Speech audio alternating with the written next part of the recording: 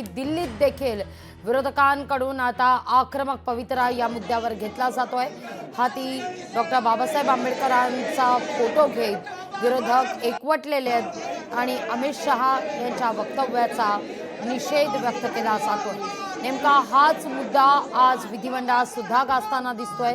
अमित शहांच्या वक्तव्याचा इंडिया आघाडीच्या नेत्यांकडून निषेध व्यक्त होतोय। संसद भवना परिसरामध्ये इंडिया आघाडीचे हे सगळे नेते एकवटलेले आहेत। तर सभागृहात सुद्धा हा मुद्दा नितीन राऊत यांनी उपस्थित केलेला होता। तर राज्यसभेतल्या या मुद्द्यावर आता सभागृहात म्हणजे विधिमंडळात विधानसभेत कसं काय बोलावं हा मुद्दा उपस्थित करत आशिष शेलार यांनी अध्यक्षांना हे वाक्य हे विधान पटलावरून काढून टाकण्याची देखील मागणी केली। त्यावरून काही काळ घोषणाबाजी देखील गदारोळ सुद्धा या ठिकाणी झाला विरोधकांकडून नितीन राऊत यांच्याकडून।